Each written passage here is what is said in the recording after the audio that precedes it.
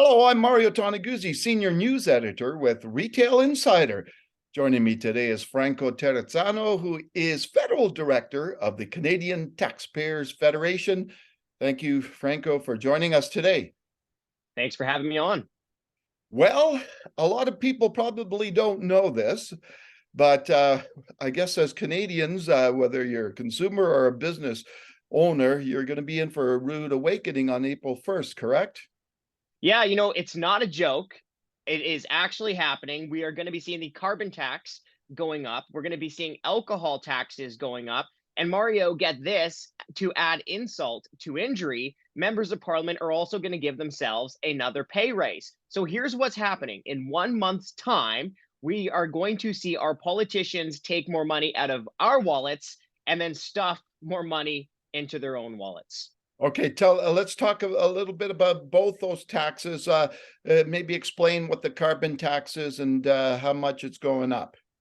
Well, the carbon tax is going to be going up to about 14 cents per liter of gasoline and about 12 cents per cubic meter of natural gas. Of course, here in Canada, we need to drive long distances, whether that's going to work or whether that's just for transportation purposes. So we're going to see the cost of living going up there. But also, we need to heat our homes and our businesses in our cold country. So both families and businesses are going to be hit when they drive and when they heat their homes. Again, going to about 14 cents per liter of gasoline. Now, Mario, let me just address something real quick here, because the Trudeau government is trying to spin taxpayers, is trying to claim that the rebates are going to make people better off. But the parliamentary budget officer shows that's magic math. In fact, this year, the carbon tax will cost the average family anywhere between $400 all the way up to an extra $847,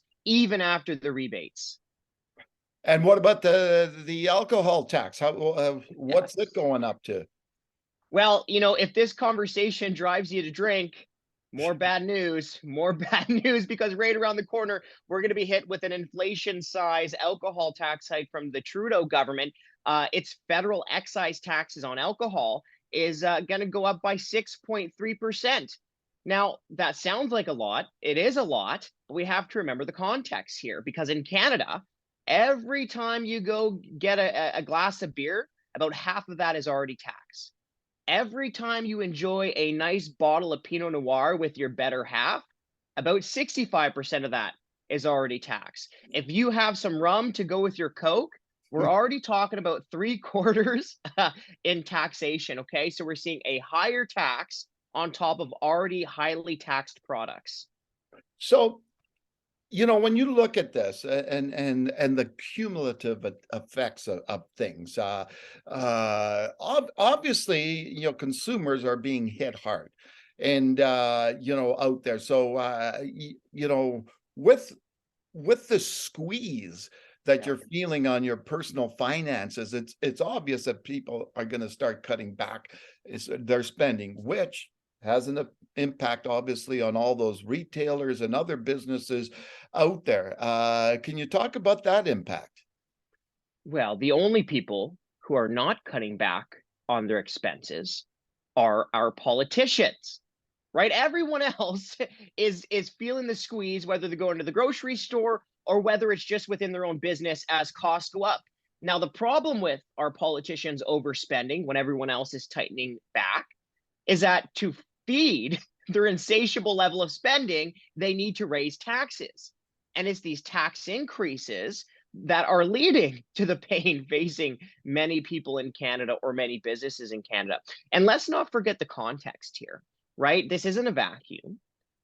We just went through 2 plus 3 years of a pandemic. So right now, it's not like businesses or families are flush with cash. So these extra tax increases is kind of like trying to draw blood from a stone. Yeah.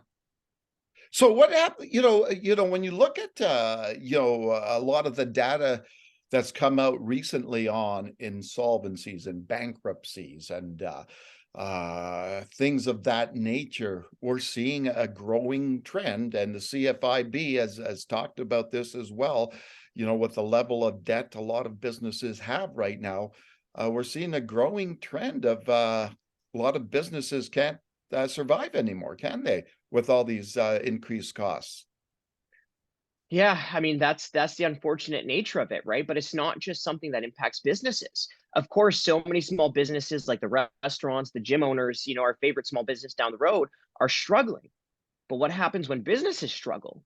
Well, then it becomes very difficult to find work, right? So it's all the way through the chain that this is impacting. So not only are we being harmed here by government-driven inflation every time we go to the till, but then when businesses suffer, our employment opportunities suffer, and it becomes even more difficult for people to be able to put food on the table.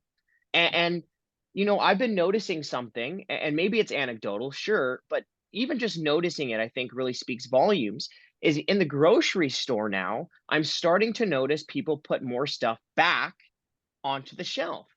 Mm. These are very difficult times. And let me just tie in the politician pay raise for a second, because the fact that our politicians are divorced from reality to me shows that they really don't understand the struggles that their constituents are going through, right? Their constituents struggle with tax hikes, their constituents struggle to run a business, their constituents struggle with inflation, all the while politicians continue to give themselves pay raise after pay raise.